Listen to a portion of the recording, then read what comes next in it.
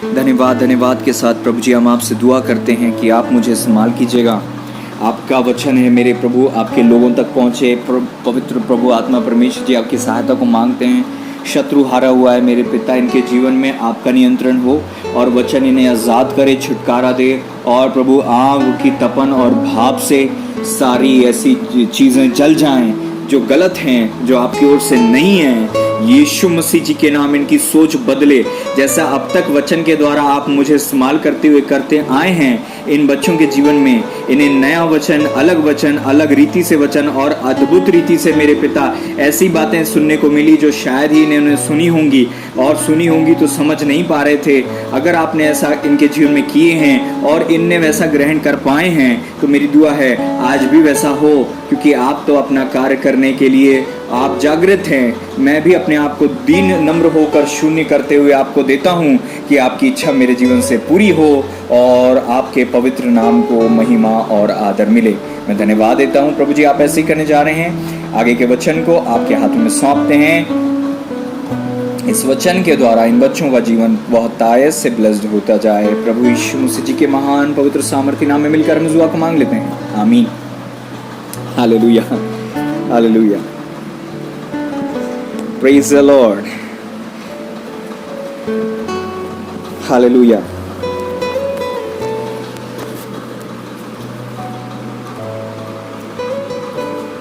भजन संहिता उसका 53वां अध्याय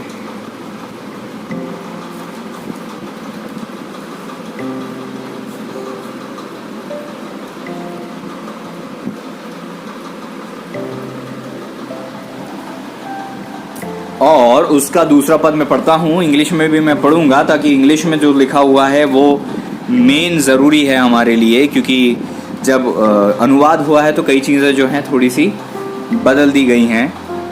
जो आपको हिंदी में नहीं मिलता वो आपको इंग्लिश में मिल जाता है, क्योंकि हिंदी का जो अनुवाद हुआ है वो हुआ है बंगाली से अनुवाद हुआ है। पहली जो बाइबल आई थी वो बंगाली में आई थी, संस्कृत में बनी, हिंदी में बनी। इस प्रकार से अनुवाद होते होते जो है शब्दों की जो है रचना और शब्दों की जो स्वाद है वो थोड़ा सा बदल गया है। बिगड़ा भले ही नहीं है तो बदल गया है।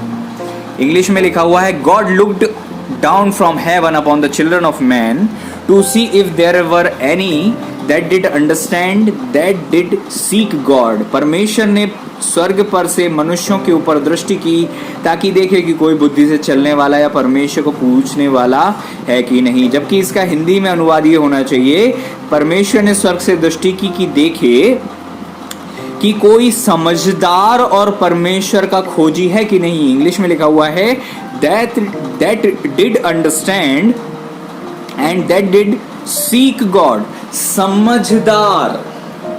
समझदार है कि नहीं और खुदा को खोजने वाला है कि नहीं। समझदार है कि नहीं। Praise the Lord. हम सब परमेश्वर को खोजते हैं, पुकारते हैं, मांगते हैं, चाहते हैं प्रभु मिल जाएं।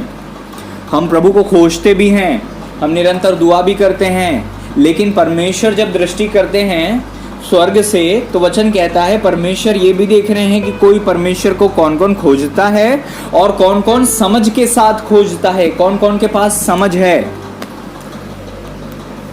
तो प्रियो, मैं आप लोगों से बस यही आज का वचन है और इस वचन के आधार पर अगर आप ध्यान लगाकर सुनोगे, मेरी दुआ है परमेश्वर आपसे अद्भुत बातें करें, नई नई बातें करें, यूनिक बातें करें, और वो बातें आपकी लाइफ के लिए आपकी दुखती हुई नस हो आपकी कमज़ोरी हो और कमज़ोरी उससे आपकी दूर हो सके। आपकी जो जहां आप लड़खड़ा रहे हो, डगमगा रहे हो, धोखा खा रहे हो, बार बार भंवर में फंस जा रहे हो, कुएं में गिर जा रहे हो, खाई में गिर जा रहे हो, ऐसी परिस्थितियों से परमेश्वर आज इस वचन के द्वारा सारे लोगों को निकाले।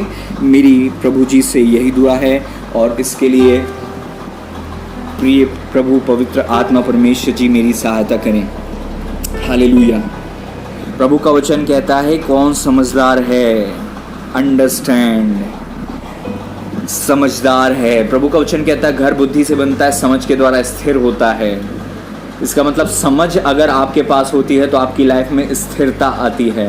मैं फिर से कहूँगा, जब समझ होती है आपके जीवन में तो आप गिरते पड़ते नहीं हो, स्थिर रहते हो।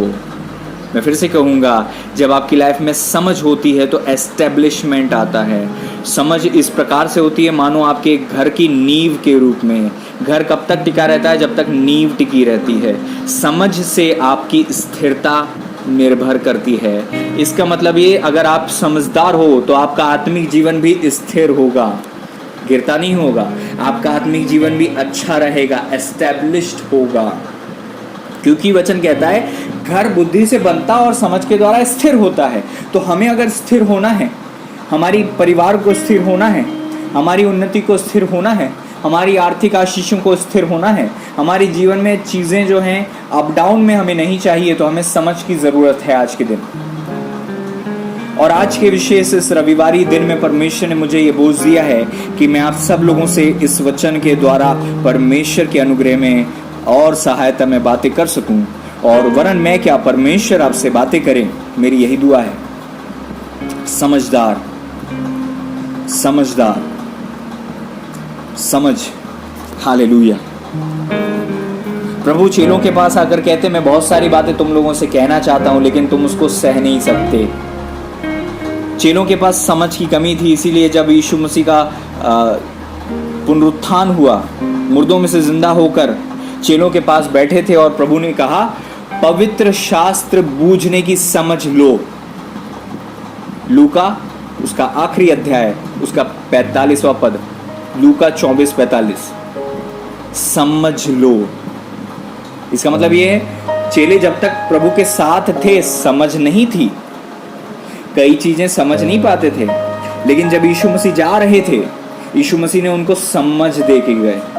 तो आज के दिन आपको और मुझे सबसे अधिक जरूरी इस दिन में है, वो समझ है। अगर आज ये वचन परमेश्वर ने हमें दिया है, इसका मतलब ये, और कुछ मांगने के बजाय आज सबसे अधिक समझ मांगने की जरूरत है, क्योंकि चर्च में, कलीसिया में हमें समझ की जरूरत है आज। जैसा मैंने आपको बताया, लूका रचित सुसमाचार उसके 24वें अध्याय के 45वें पद में जो लिखा है, वो लिखा है, तब उसने पवित्र शास्त्र समझने के लिए उनकी समझ खोल दी। इसका मतलब है समझ बंदी भी होती है ताकि हम समझ ना पाएं, और वास्तव में समझ बंदी होती है।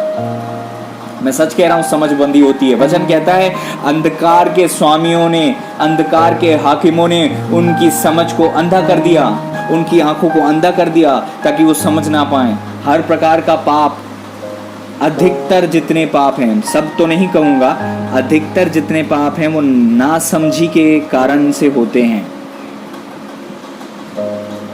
मैं फिर से कहूंगा, समझ की कमी से लोग अधिक पाप करते हैं। वचन में लिखा हुआ है, मूर्ति पूजा नहीं करना। मूर्ति पूजा क्यों नहीं करना? क्योंकि वो पत्थर है, इंसान ने उस पे बनाया है।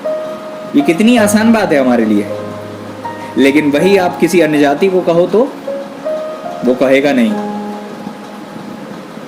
वो नहीं मानेगा, क्योंकि उसकी समझ अंधी है। उसको नहीं पता ये पत्थर है, उसको लगता है पत्थर में परमेश्वर है।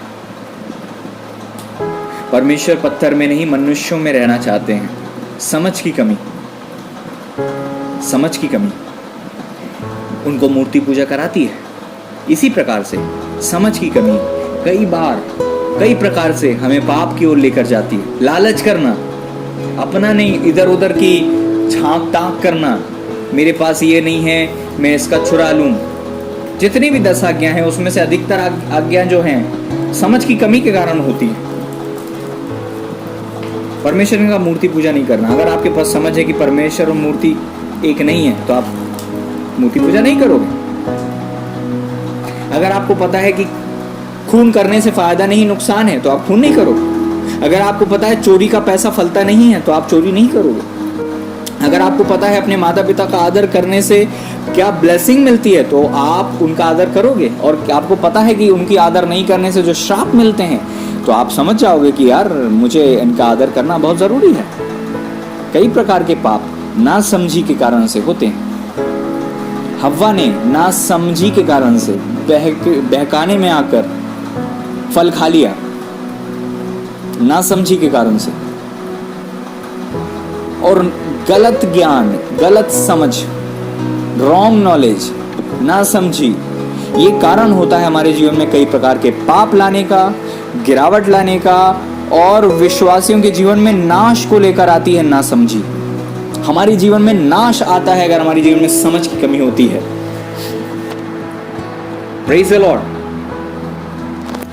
अगर परमेश्वर के प्रिय लोगों, यदि आप चाहते हैं आप जीवन में कभी नहीं गिरें, यदि आप चाहते हैं आपकी मैरिज कभी फेल नहीं हो, यदि आप चाहते हैं आपका आत्मिक जीवन कभी नीचे ना गिरे, आप परमेश्वर में स्थिरता को प्राप्त करो, आप एस्टेब्लिश्ड होते जाओ, आप स्थिरता को प्राप्त करते जाओ, तो याद रखो आज के दिन आपको सबसे अधिक, ना सिर्फ आज के दिन बल्कि आने वाले दिनों में समझ प्राप्त करनी होगी। समझ मांगो खुदा से, जो नाप तोल कर नहीं देता। वचन कहता है परमेश्वर ने उन्हें समझने की शक्ति दी, समझ खोल दी। आप बाइबल पढ़ते हो, आपको समझ नहीं आता क्योंकि आपके पास समझ की कमी। आप परमेश्वर से समझ मांगो। प्रभु, आप अपने सर पर हाथ रख के, अपने हृदय पर हाथ रख के प्रभु से कह सकते हो, हे मेरे प्रभु मुझे समझ दे, मुझे समझ नहीं आता। मैं आपको बताऊं, हर प्रकार की गलत मैरिज समझ की कमी है। लोग गलत मैरिज करके आते हैं मेरे पास और कहते हैं हमने गलती की भैया, हमने गलती की भैया। उनसे मैं पूछता हूँ आपने ऐसा क्यों किया? वो XYZ एक्सक्यूज देते हैं। मैं उनको समझाता हूँ मैंने आपको मना किया था। आपको पता है हर प्रकार के गलत निर्णय गलत समझ के कारण होते हैं, गलत विचारों के कारण होते हैं। आपके पास समझ नहीं है, इसलिए आप वो गलतियों में फंसते हो।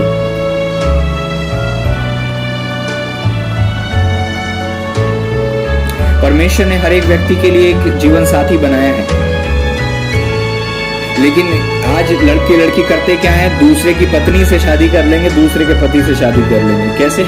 परमेश्वर ने वो लड़की आपके लिए नहीं बनाई थी, वो किसी और लड़के के लिए बनाई थी। वो लड़का आपके लिए नहीं था, वो किसी और के लिए था।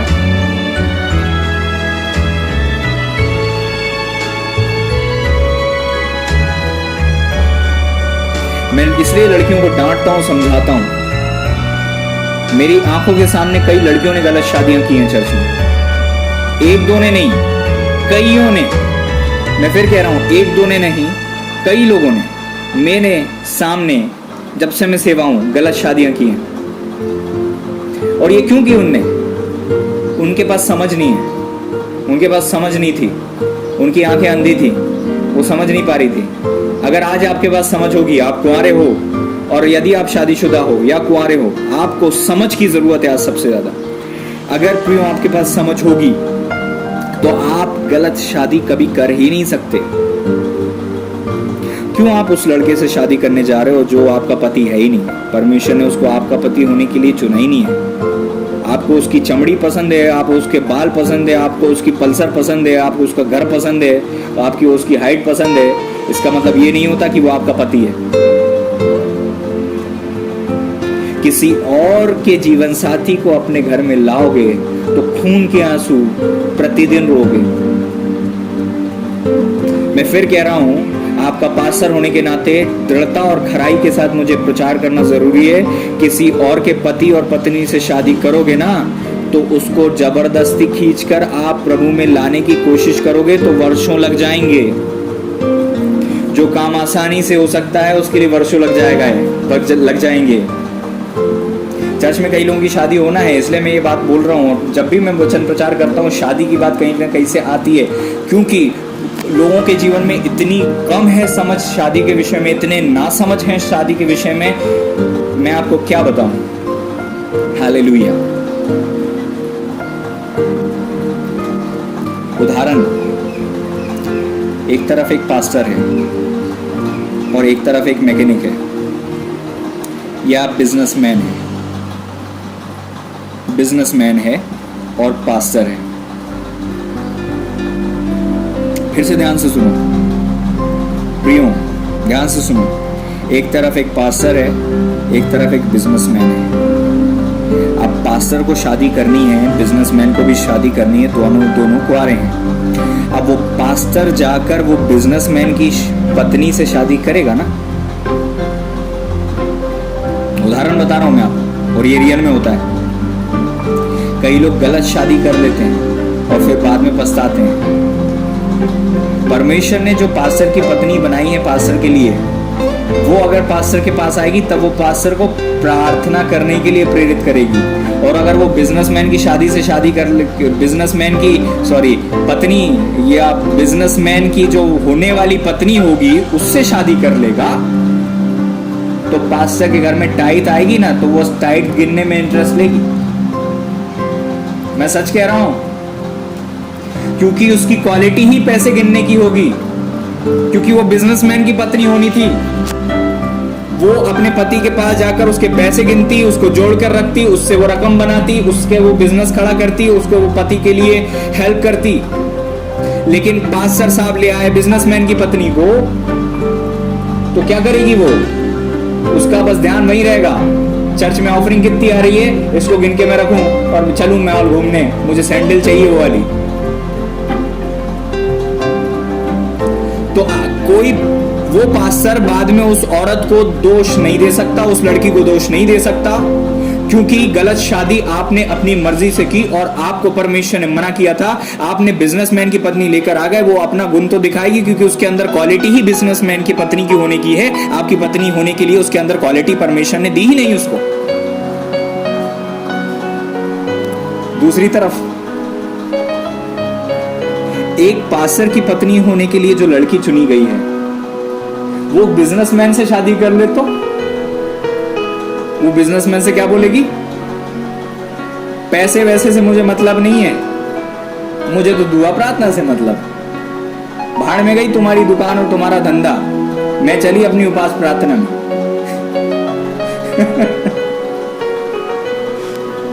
मैं चली अपनी दुआ प्रार्थना में। तो क्या होगा उस बिजनेसमैन का बेचारे का? बिजनेसमैन की कोई गलती है? उसका काम ही पैसों के बीच में है, काम धंधे के बीच में है, दुआ प्रार्थना वो इतनी नहीं कर पाता। और तुम तो थी पास्टर की पत्नी, तुमको वो आ गया पसंद, क्योंकि उसके पास चार पहिए की गाड़ी थी, पादरी साहब के पास, पास्टर के पास तो साइकिल थी, और तुम चली उसको पादरी बनाने। उसकी बुलाहट बिजनेस करना है और तू है पास्टर की पत्नी। अब तू जाके अगर पास्टर की पत्नी ना होके तू बिजनेसमैन की पत्नी हो जाएगी, उसको तू दुआ प्रार्थना के लिए क्यों खींच रही है? तेरे अंदर, तुम्हारे अंदर जो क्वालिटी है वो तुम्हारे रियल पत्नी और रियल पति के साथ मिलने पर ही ऊपर आएगी। नहीं तो तुम पास्टर की पत्नी होकर बिजनेसमैन को पादरी बनाने के चक्कर में लगे रहोगे, और तुम हो बिजनेसमैन की पत्नी और पास्टर के साथ गले पड़ जाओगे, तो तुम उसको बिजनेसमैन बनाने की कोशिश करोगे। पादरी साहब को ये नहीं बोलोगे कि तुम अच्छा प्रचार करो, तुम ये बोलोगे दशवांश के बारे में तुमने बहुत समय से प्रचार नहीं किया।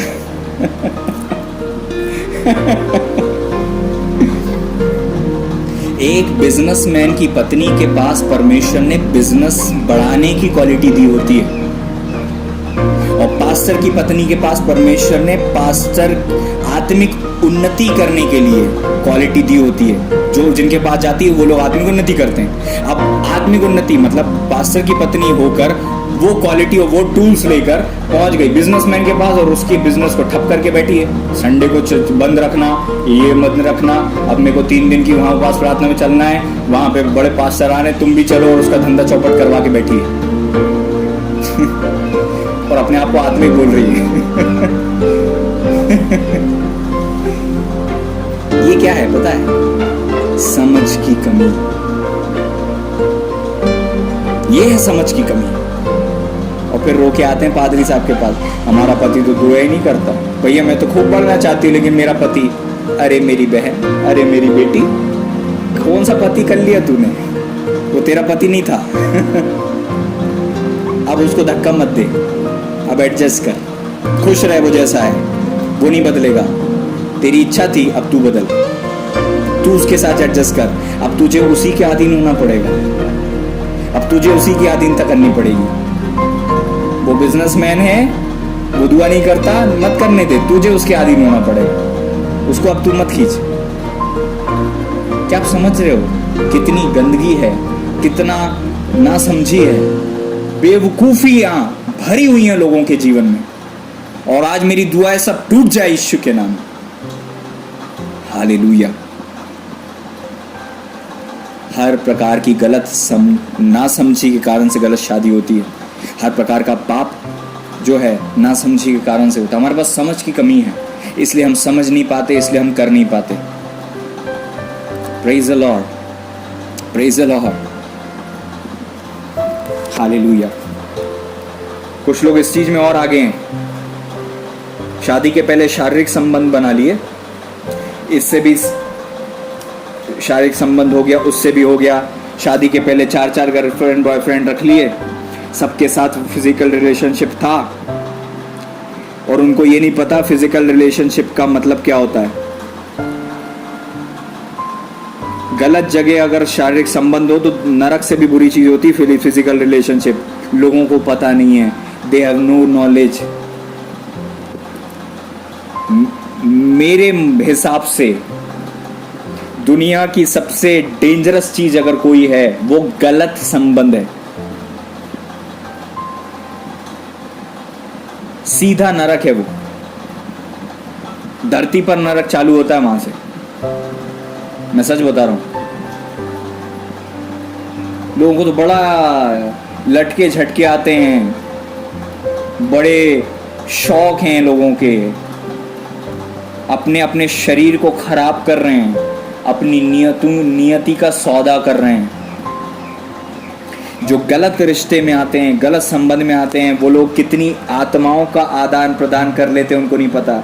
शारीरिक संबंध से दुष्ट आत्माएं ट्रेवल करती हैं। कोई भी किसी के साथ भी अगर शारीरिक संबंध बनाता है विवाह के पूर्व, तो जितने उसके पास श्राप थे वो लड़के के पास आ जाएंगे लड़की की तरफ से, और लड़के के श्राप और पाप लड़की की तरफ चले जाएंगे।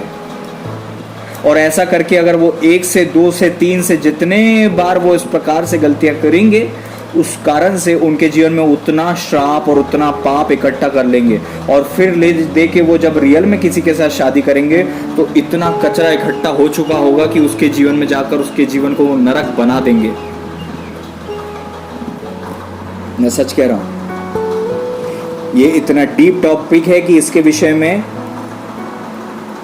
एक स्पेशल अलग से सरमन होना चाहिए कि ये चीज कितनी खतरनाक है, क्योंकि कोई इस विषय में बात करना नहीं चाहता। लोगों को शर्म आती है और अपनी आंखों के सामने अपनी पीढ़ियों को डूबता हुआ देख रहे हैं। बेहतर है कि मुंह खोलकर उनको डांटो और समझाओ। जो गलत है उनको बताओ, जो सही है उनको समझाओ। जवानों के पास सब कुछ है समझ के अलावा, और पछताने के बाद वो कहते हैं हमें भैया कोई बताने वाला नहीं मिला, सिखाने वाला नहीं मिला, समझाने वाला नहीं मिला। अगर इस प्रकार से गलत संबंध बनाते हैं तो क्या होता है, दुष्ट आत्मा ट्रेवल करती हैं। एक बात मुझे बताओ, नामान कोढ़ी को जो श्राप था कोढ़ का, वो किसके ऊपर गया था? गेहजी के ऊपर गया था कि नहीं?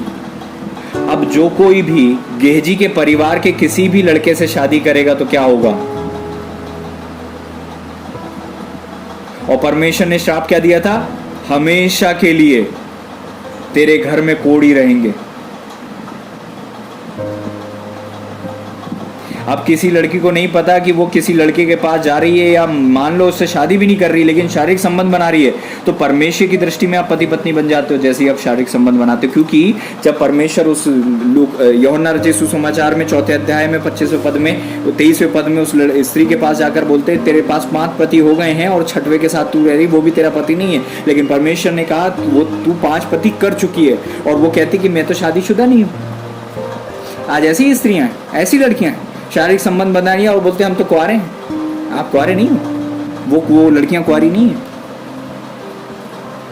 जितने लोगों के साथ उनका शारीरिक संबंध रहा वो उतने उनके पति हैं, क्योंकि ये जो काम होता है वो पति पत्नी का होता है। पति पत्नी के विवाह के पूर्व इस प्रकार की गलत काम परमेश्वर की दृष्टि में पति पत्नी के बना देते हैं लड़के लड़की को।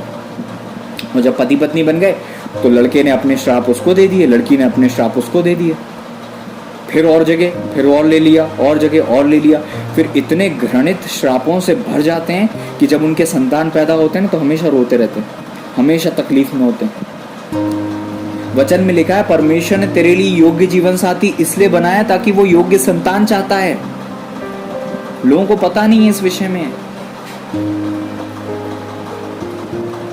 लोगों को बिल्कुल नॉलेज नहीं इस विषय में। इसीलिए आज का ये टॉपिक है कि नासमझी के कारण से इस प्रकार के काम होते हैं। और परमेश्वर यही देख रहे हैं कि कौन समझदार है इस दुनिया में। और कुछ वचन मैं आपको पढ़ाता हूं, देखिए यहां पर लिखा हुआ है, आप बस नोट डाउन कर लीजिएगा, इसको बाद में आप खुद के पढ़ सकते हैं।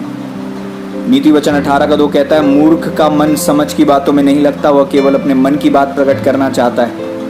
मूर्ख का मन समझ की बातों में नहीं लगता। आपकी लोगों के अंदर की मूर्खता उनको समझ प्राप्त करने से रोकती है। नीति वचन 18:15 कहता है, समझने वाले का मन ज्ञान प्राप्त करता है और बुद्धिमान ज्ञान की बात की खोज में रहते हैं। नीति वचन 28:2 कहता है, देश में पाप होने के कारण उसके हाकिम बदलते जाते हैं, परंतु समझदार और ज्ञानी मनुष्य के द्वारा सुप्रबंध बहुत दिन के लिए बना रहता है। नीति वचन 28:5 कहता है, बुरे लोग न्याय को नहीं समझते, लेकिन परंतु यहोवा को ढूंढने वाले सब कुछ समझते हैं।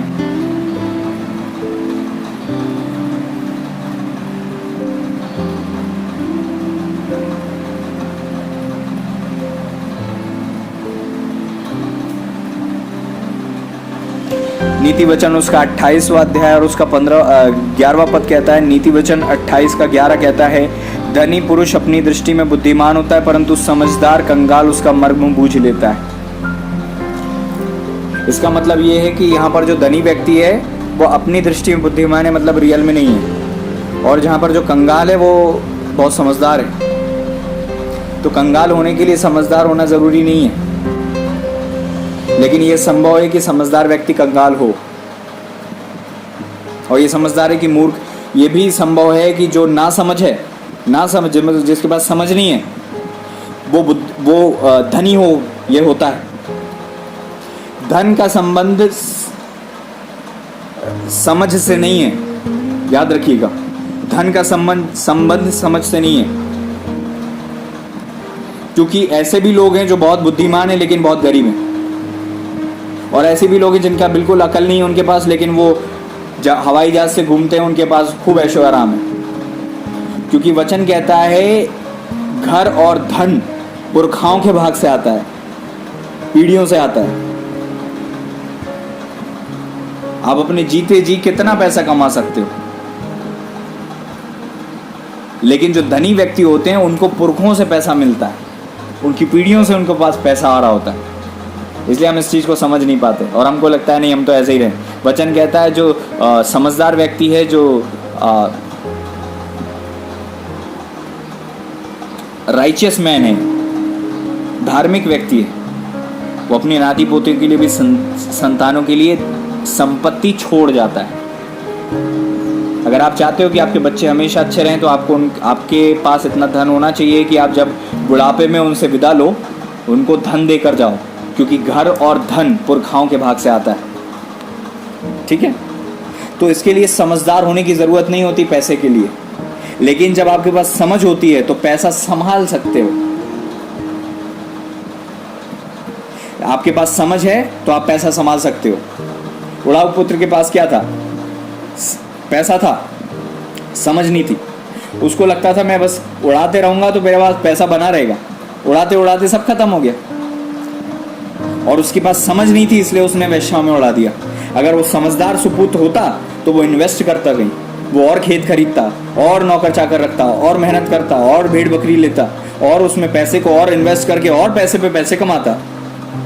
लेकिन उसके पास समझ नहीं थी, ना समझ था। आज ऐसे ही लोग हैं जो परमेश्वर को पीठ दिखाते हैं, ना समझ है। कुछ लोगों ने परमेश्वर से ना समझी के कारण से संडे वाला रिश्ता बनाया है। बस ये लोग ऐसे लोग हैं कि पानी के पास आते, थोड़ा सा पानी पीते, थोड़ी सी प्यास बुझ जाती तो फिर भाग के चले जाते परमेश्वर से दूर, और फिर एकदम से तड़प जाते तो फिर वापस में दौड़ के आते, भैया हमारे लिए दुआ करो, ऐसा करो वैसा करो, पास्टर उपास प्रार्थना दुआ से करके सब कुछ वो करते, और उसके बाद परमेश्वर ने ठीक किया तो फिर वापस भाग जाते। परमेश्वर का वचन कहता है धर्मी इस प्रकार से जीवन नहीं है कि आना जाना करे। वचन कहता है धर्मी वो व्यक्ति है, परमेश्वर को खोजने वाले ऐसे लोग जो निरंतर उसके भवन में बने रहते, निरंतर उसको खोजते रहते, परमेश्वर के छाए हुए स्थान में हमेशा बैठे रहते। धन्य वो व्यक्ति नहीं है जो आए और पानी पी के भाग जाए। धन्य वो है जो बहती नालियों के किनारे लगाया गया है, बना रहता है वहां पे, इसलिए वो हमेशा फलवंत रहता है। इसका मतलब ये है कि आपको परमेश्वर के साथ हमेशा कनेक्टिविटी में रहना है, ब्लेसिंग के लिए नहीं, आशीषों के लिए नहीं, इसलिए क्योंकि आपका जीवन परमेश्वर से जुड़ा हुआ है। और हर प्रकार के गलत निर्णय आपके जीवन में तब बंद होंगे जब आप अपने जीवन में समझ प्राप्त करोगे। और समझ प्राप्त करने के लिए आपको केवल प्रार्थना नहीं, आपको वचन पढ़ना पड़ेगा। वचन से रिलेटेड आपको बुक्स पढ़नी चाहिए जो आपको नॉलेज दें। लेकिन लोग बुक क्या, हम तो कभी नहीं बोलते कि बुक पढ़ो। क्यों नहीं बोलते? क्योंकि लोग बाइबल ही नहीं पढ़ते। बाइबल पढ़ लें, बाइबल कंप्लीट कर लें, बाइबल को डेली निरंतर सुबह दोपहर शाम पढ़ते रहें, और उसके अलावा टाइम मिलता है तो बुक्स पढ़ो। बुक्स भी कौन सी? जो बाइबल की रिलेटेड है, बिब्लिकल रिलेटेड बुक्स हैं। क्योंकि आपको मैं बताऊं, दानियल ने भी पढ़ी थी। देखो यहां पर लिखा हुआ है, शास्त्र पढ़ते थे वो। दानियल उसका 9वां अध्याय, उसका 2 पद। उसके राज्य के पहले वर्ष में मुझे दानियल ने शास्त्र के द्वारा समझ लिया। इंग्लिश में लिखा हुआ, in the first year of his rain I Daniel understood by books. आपको समझ चाहिए तो आपको बुक्स पढ़नी पड़ती है। अगर आपको समझ चाहिए तो आपको बुक्स पढ़नी पड़ती हैं, आपको बाइबल पढ़नी पड़ती है। समझ आपको वहां पढ़ते पढ़ते मिलती है। आज मैं इतना ज्यादा शादियों के विषय में प्रचार करता हूं, जबकि मैं खुद शादीशुदा नहीं हूं, जबकि मैंने खुद शादी मेरी नहीं हुई, उसके बाद मुझे ये शादी का नॉलेज है। एक पास्टर को मैं सुन रहा था, वो बोलते जब मैंने शादी की मैं 70 वर्ष का हो चुका था, जबकि रियल एज उनकी बहुत कम थी, वो जवान थे। उन्होंने कहा मैं अपनी समझ में 70 वर्ष का हो चुका था, क्योंकि शादी से रिलेटेड कम से कम उन्होंने 8 किताब पढ़ी होंगी। जब तक आपके पास समझ नहीं है, आप अपनी लाइफ में कैसे गारंटी है आपकी कि आप स्थिर रहोगे? समझ स्थिरता देती है, समझ रहे हो? अगर आप रास्ते पर चल रहे हो और रास्ते पर जाते जाते आपने किसी से पूछा नहीं कि ये रास्ता कहाँ जा रहा है, तो आप हर कहीं पहुंच जाओगे। समझ आपकी हेल्प करती है सही रास्ते पे चलने के लिए। मैंने देखा है लोग पति पत्नी बन गए, माता पिता बन गए, सेवक सेविका बन गए, लेकिन उनको नहीं पता माता पिता का कर्तव्य क्या है, माता पिता होते क्या हैं, परमेश्वर ने क्या दी है जवाबदारी माता पिता को। पिता कौन होता है, पिता की क्या जवाबदारी होती है, माँ कौन होती है, उसकी क्या जवाबदारी होती है। भाई आपका कर्तव्य अपने पति के लिए क्या है, वो आपका पति थोड़ी ना बताएगा, वो परमेश्वर का वचन बताएगा। आप एक पत्नी के रूप में क्या कर्तव्य रखते हो, वो आपको परमेश्वर का वचन बताएगा। आपका पति हो सकता है इतना अच्छा हो कि आपसे कोई डिमांड नहीं करे, लेकिन प्रभु जी तो आपसे पूछेंगे ना कि मैंने जो तुम्हें जवाबदारी दी थी, तुमने उसमें क्या किया। पति पत्नी एक जवाबदारी है, माता पिता उससे बड़ी जवाबदारी है, सेवक सेविका उससे भी बड़ी जवाबदारी है। क्योंकि एक शादीशुदा जोड़े को बस अपने पति पत्नी को देखना होता है, लेकिन एक पास्टर को जितने मेंबर होते हैं उन सबके आत्मिक जीवन को, उनके सबके पारिवारिक जीवन को, उनके सबके बच्चों के जीवन को, उनके सबके आर्थिक जीवन को, सब कुछ देखना पड़ता है। तो एक सेवक होना और बड़ी जवाबदारी। इसीलिए प्रभु का वचन कहता है जो कोई अपने घर का प्रबंध नहीं कर पाता है वो सेवक नहीं हो सकता है। जो अपना घर नहीं देख सकता वो अपना चर्च क्या देखेगा। समझ की कमी से हमारे जीवन में बहुत सी तकलीफें आती हैं। वचन कहता है जो कुछ तू प्राप्त करे प्राप्त कर, लेकिन समझ की प्राप्ति का यत्न घटने नहीं पाए। समझ, आज मैं कई प्रकार से लोगों से बात करता हूं, उनसे मैं प्रश्न करता हूं, उनके पास कोई उत्तर नहीं होता उसका। क्यों? क्योंकि हमारे साथ सब हो गया, हमने शादी कर ली, हमें नहीं पता क्या होता, हमारे पास बच्चे आ गए, हमें नहीं पता क्या होता, क्योंकि हमको लगता है बाकी जो हमारा समाज में जो हमने देखा है हम भी वैसे ही जी लेंगे और जीवन कट जाएगा। ऐसा नहीं है। समाज हो सकता है आपका गलत हो, आप परमेश्वर के वचन के आधार पर जब जीवन जियोगे तब आप सक्सेसफुल रह सकते हो और तब आप समझदार और एस्टेब्लिश हो सकते हो। इसलिए आज से आपको और मुझे सबसे अधिक कुछ प्राप्त करना है तो वो है समझ। वचन कहता है समझ की प्राप्ति का यत्न घटने ना पाए। कुछ करो या ना करो, इससे पहले कि आपके बाल पकें आपकी समझ के बाल पकने चाहिए। वचन कहता है दाऊद ने कहा मैं अपने गुरुओं से अधिक समझदार हो गया हूं। मतलब ये भी संभव है कि आप अपने गुरुओं से आगे निकल जाओ समझ के लेवल में, लेकिन हम तो ऐसा कुछ सोचते भी नहीं कभी। ये संभव है कि आप इतनी समझ प्राप्त कर लो कि आपके गुरुओं के समझ से भी बड़ी आपकी समझ हो। इसका मतलब ये नहीं कि आप गुरुओं से बड़े हो जाओगे गुरु से बड़ा कभी नहीं हो सकता। वचन कहता है चेला कभी अपने गुरु से बड़ा नहीं हो सकता, लेकिन प्रभु का वचन कहता है दाऊद ने कहा मैं अपने गुरुओं से अधिक बुद्धिमान और समझदार बन गया हूं। बढ़िया वचन। आप अपना समझ के लेवल को ऐसा तो लेकर आओ कि जहां आप इंप्रेस कर सको लोगों को। यीशु मसीह की समझ इतनी बड़ी थी, 12 वर्ष में उन्होंने बड़े बड़े लोगों को इंप्रेस कर दिया और लोग चुप हो गए। लोग उनकी बातों का उत्तर नहीं दे पा रहे थे। वचन कहता है लोग उनसे प्रश्न कर रहे थे। मान के देखो, दाढ़ी के बाल पके हैं, सर के बाल पके हैं, बुजुर्ग दादा लोग हैं, बहुत बड़े बड़े वहां पर लेवी और याजक लोग हैं, और यीशु राजा प्रभु जी 12 साल के हैं, और वो लोग प्रभु यीशु से क्वेश्चन कर रहे हैं और यीशु मसीह उनको आंसर दे रहे हैं। सोचो,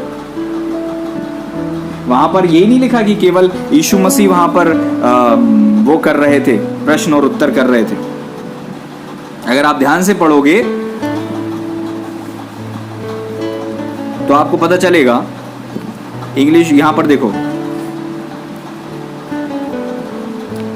लूका 2:46-47, लूका 2:46-47 यहां पर लिखा है 3 दिन के बाद उन्होंने उसे मंदिर में उपदेशकों के बीच में बैठे उनकी सुनते और उनसे प्रश्न करते हुए पाया। पहले यीशु सुन रहे थे, फिर उनसे क्वेश्चन भी कर रहे थे। मैंने बताया था ना, क्वेश्चन का मतलब है ग्रोथ। जब आप क्वेश्चन करते हो मतलब आप उन्नति कर रहे हो, आपके पास कुछ समझ होती है तब आप क्वेश्चन करते हो। ठीक है, आगे 47वां, और जितने उसकी सुन रहे थे सब उसकी समझ और उसके उत्तरों से चकित थे। इसका मतलब ये देखो 47वें पद में क्या लिखा है, उसकी सुन रहे थे, मतलब यीशु बोल रहे थे। जो बोलने वाला होता है उसका नाम, वो उसको क्या कहते हैं, उपदेशक। 12 वर्ष की उम्र में यीशु मसीह लोगों को बताने के लायक बन गए थे, समझाने के लायक बन गए थे, क्योंकि वहां कहता है वचन लोग उसकी सुन रहे थे। पहली चीज, लोग उसकी सुन रहे थे और वे लोग चकित थे। काय से, यीशु की समझ से। काय से, समझ से। आप लोग जितने बार शादीशुदा हो, आपके बच्चे 12 वर्ष में इतने समझदार हैं क्योंकि हमने उनको वीडियो गेम, मोबाइल और ये सब दिया। कभी एक किताब उनने नहीं पढ़ी जो उनको समझ दे, नॉलेज गेन करें। इस धरती पर जीने के लिए बुद्धि, समझ और ज्ञान बहुत जरूरी है। इसके अलावा आप कुछ भी ना हो तो भी चलता है, लेकिन बुद्धि, समझ और ज्ञान से सब कुछ होता है। ठीक है, आप अपने बच्चों को याद रखो, उनके पास परमेश्वर का भय और प्रभु के प्रति प्रेम तो होना ही चाहिए, लेकिन बुद्धि, समझ और ज्ञान बहुत जरूरी है। समझे आप? लोग चकित थे यीशु की समझ से, क्योंकि उनने देखा था, लोगों ने 12 वर्ष की उम्र में किसी बच्चे के अंदर इतनी समझ नहीं होती जितनी यीशु के अंदर थी। और दूसरी चीज, उसके उत्तरों से चकित थे। उत्तरों से चकित का मतलब यह है कि लोग प्रश्न कर रहे थे और यीशु उत्तर दे रहे थे, और लोग उसके उत्तरों से भी समझ नहीं पा रहे थे कि यार ये इसने क्या बोल दिया। चकित थे वो। आप शॉक कब हो जाते हो, झटका कब लगता है, क्योंकि आपने ऐसा कुछ सुन लिया होता है जो आपने कभी नहीं सुना। 12 वर्ष की उम्र में एक छोटे 12 वर्षीय लड़के के मुंह से ऐसी बातें लोगों ने इसलिए सुनी क्योंकि उनके पास समझ का लेवल ऐसा था। मेरी दुआ है प्रभु आपको और मुझे ऐसी समझ दे। मैं इस दौड़ में निकला हूँ, मेरी दुआ है आप लोग से भी, मैं आप लोगों को भी निमंत्रण देता हूँ इस दौड़ में, जहाँ हम समझ के स्तर में बढ़ते जाएं। हम ये खुदा से मांगे, आमीन, ताकि हमारी समझ का लेवल ऐसा हो। वचन में लिखा है, यदि तू ऐसे पुरुष को देखे जो काम काज में निपुण हो, वो राजाओं के सम्मुख बैठेगा। दानियल के पास समझ थी, इसलिए राजाओं के करीब रहा करते थे। अगर आप चाहते हो कि आप हाई लेवल पे रहो, आपको क्या करने की ज़रूरत है? आपको समझदार होने की ज़रूरत है। आपको समझदार होने की ज़रूरत है ताकि आपका जो स्तर है वो आम लोगों के बीच में नहीं हो, मैच्योर लोगों के बीच में हो, समझदार लोगों के बीच में हो। हालेलुया, समझदार लोगों के बीच में। आइए हम दुआ करें। प्रभु जी, मैं धन्यवाद देता हूँ इस छोटे से सरमन के द्वारा मेरे पिता, आपने इन्हें बहुत सी बातें समझाई हैं खुदा। और मेरे पिता, भले ही ये सरमन बहुत छोटा था, लेकिन मेरे प्रभु इतना समझने के लिए काफ़ी कि ओ खुदा, आप हमसे क्या बोलने चाह रहे हैं, क्या समझाना चाहते हैं। क्योंकि वचन भी कहता है, होशे 4:6 में लिखा है, मेरे ज्ञान के ना होने से मेरी प्रजा नाश हो गई। कितने लोग ऐसे हैं जो विश्वास में तो आ गए लेकिन कुछ नहीं जानते, जो प्रार्थना भी करते हैं लेकिन कुछ समझ नहीं है।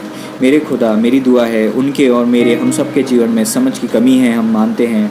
वचन कहता है, मांगो तो मिलेगा, इसलिए हम मांग लेते हैं। आप हमें समझ, बुद्धि और ज्ञान दीजिए। समझ की हमारे पास कमी है, हम आपको दुआ करके मांगते तो हैं लेकिन समझ नहीं है। समझ के बिना हम आपको खोजते हैं खुदा। वचन ये भी कहता है, मिट्टी कुम्हार से लड़ सकती है, कह सकती है, नहीं कह सकती खुदा। मिट्टी कुम्हार से क्यों लड़ेगी, लेकिन लड़ती है मेरे खुदा।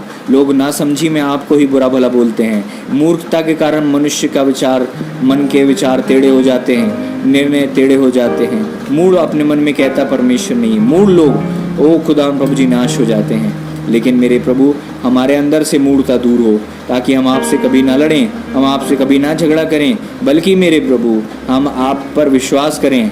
चाहे सुख हो चाहे दुख हो, हम हर चीज़ एक्सेप्ट करें और मेरे प्रभु जी ओ खुदा ग्रहण करके आपके पीछे बने रहें। ऐसी हम दुआ मांगते हैं। आशीष दीजिएगा पिता, उन्नति दीजिएगा प्रभु। हम धन्यवाद देते आपने ऐसा कर दिया। आदर और महिमा आपके चरणों में रखते हैं। हर एक प्रकार का आलस्य और ढिठाई, हर एक प्रकार की नासमझी आप हम सबों के अंदर से तोड़ दीजिए वचन के द्वारा, ताकि हम समझ प्राप्त करते जाएं। प्रभु यीशु मसीह जी के पवित्र नाम में इन्हें ब्लेस कीजिएगा। हम धन्यवाद देते हैं आपने ऐसा कर दिया। आदर महिमा आपके चरणों में रखते हैं। इनका हफ्ता भर आशीषित हो, हर एक का जीवन आज़ाद हो, आशीषित हो, बलवंत हो। जो बीमारियां हैं दूर होने पाएँ, आर्थिक समस्याएं दूर होने पाएँ, आर्थिक आज़ादी आए मेरे प्रभु, आत्मिक भी आज़ादी आए मेरे पिता। इन दिनों में प्रार्थना का जीवन सबका उन्नति करे, बढ़ता जाए, मेरी यही दुआ है। गलत विचार, गलत सोच समझ दूर हो। प्रभु यीशु मसीह जी के पवित्र नाम में हम मिलकर इस दुआ को मांग लेते हैं। आमीन, आमीन, आमीन। अब हमारे परमेश्वर पिता का प्रेम, पुत्र प्रभु यीशु मसीह जी का अनुग्रह और प्रभु पवित्र आत्मा परमेश्वर जी की गहरी संगति और सहभागिता हम सभी विश्वासी गणों के साथ प्रभु जी के दूसरे आगमन तक वर्ण युगानुयुग होती रहे। आमीन, आमीन, आमीन। प्रभु आप सबको आशीष दे, आपकी रक्षा करे। आज से समझ के लिए निरंतर दुआ करें। आने वाले दिनों में आपके जीवन में परमेश्वर समझ की वर्षा ज़रूर करेंगे। मैं विश्वास करता हूँ जब आपकी बुद्धि समझ खुल जाएगी, आपके जीवन का स्तर बदल जाएगा। क्योंकि बुद्धि चाहने योग्य है, समझ से स्थिरता आती है और ज्ञान से हर प्रकार की बहुमूल्य वस्तुएं आती जाती हैं। हालेलुया। जब आप किसी चीज़ का निर्माण करते हो, बिना ज्ञान के नहीं हो सकता। आप ज्ञान प्राप्त करें, बुद्धि प्राप्त करें, समझ प्राप्त करें। प्रभु आपको आशीष दें। हफ्ते में एक दिन उपवास रखें। मेरे लिए निरंतर हफ्ते में एक दिन कम से कम उपवास करके प्रार्थना करें, क्योंकि हम लोग परमेश्वर में बढ़ रहे हैं, उन्नति कर रहे हैं। और जब जब हम उन्नति करते हैं तब तब शत्रु बहुत गड़बड़ी करता है। उसके लिए कलीसिया जाग जाए और दुआ करे ताकि परमेश्वर की सेवा बढ़े और उन्नति हो। प्रभु आप सबको आशीष दें। हर चीज़ जो आपकी जवाबदारी है आप पूरा करें। दशवांश आपकी जवाबदारी होती है। जिस भी कलीसिया के आप सदस्य हैं वहाँ दशवांश आप ज़रूर दिया करें और प्रार्थना में बने रहें। प्रभु आप सबको आशीष दें। आपकी आशीष हमेशा बनी रहे, उसके लिए समझ भी आपको ज़रूरी है। God bless you. आमीन। प्रभु जी का मैं धन्यवाद देता हूँ। प्रभु जी ने मुझे इस्तेमाल किया। मैं पवित्र आत्मा परमेश्वर जी का धन्यवादी हूँ। यीशु मसीह जी के नाम में आमीन।